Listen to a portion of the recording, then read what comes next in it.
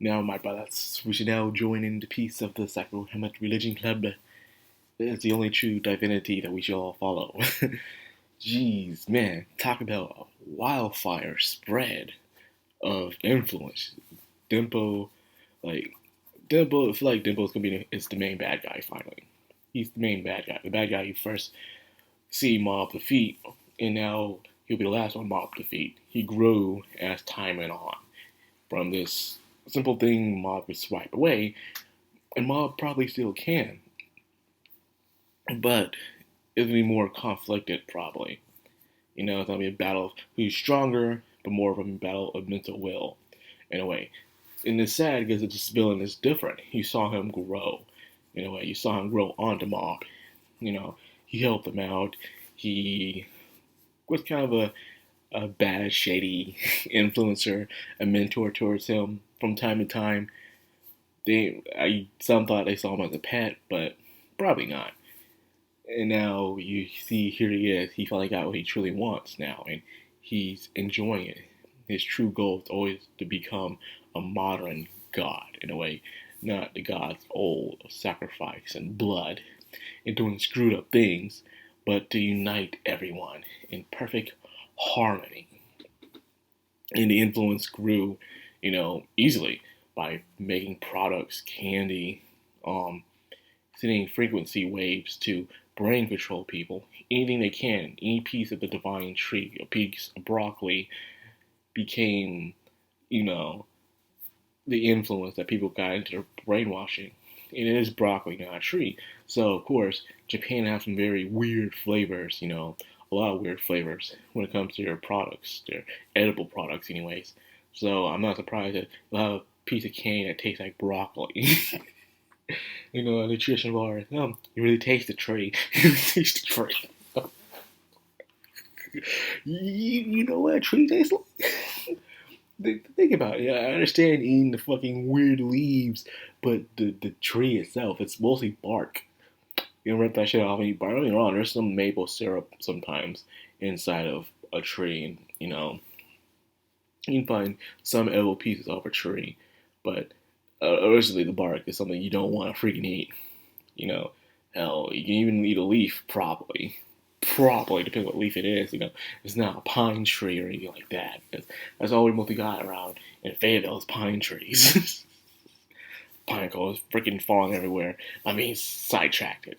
But anyways, some psychics already knew what was going on, but they couldn't help it. The influence was too powerful. Hanazawa was one of the first ones, He into the cooking, he was getting brainwashed, and he got out of it. He went there, still got brainwashed, fought against it. So, no matter what he did, he kept fighting it, but it took a while. We see Hanazawa, as we already saw, of the development from season 1 to now, how much he changed, where he once thought, he was a star, that no one else mattered. His powers got him everything. And then realized without his powers, he's just a big nothing. And now he realizes that. And he understands, and now he sees other people that are like that. And he feels like he's taking a reflection of himself. He can't stand them, even though he used to be like that. So I guess he has some sympathy and understanding towards these kind of people. Dimple, mainly. Dimple, they say Dimple's an evil spirit, but where he came from, was he living once, or he just a manifestation of desire? Either way, they don't need an answer. It's just something I've always wondered what Dimple was. But anyways, Dimple using his tree gave him pretty much a big source of limited power. And remember, it's not just mob power that's within that tree. It's also the antagonist, the main antagonist from the last season, which was very powerful too. Him and Mob were like the strongest psychics inside the entire world. So when their power became an outlet for those broccoli seeds, it caused that tree to grow. So it's both people's powers at their maximum output put into that tree. So of course Dimple was feeding off of it, and he's spreading his influence across Seething City and to other places. Soon the world. And we've seen shows like this, movies and anthologies, where everyone becomes influenced, having the one train of thoughts of a cult of a mind, in a way, whether scientific or religious or supernatural. Either way, we've seen this before, and it's really hard to break it, unless there's a source to it, like a source that's controlling them. But sometimes if it's an unforeseen source, it always ends up a bad ending most of the times. And I've seen these kind of stories. So, anyways, Mom is realizing it. Reagan, of course, being superstitious about it.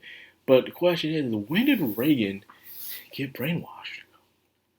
Was it the fact that how he became brainwashed? A guy like him, you wouldn't expect him to be brainwashed. He had a strong will.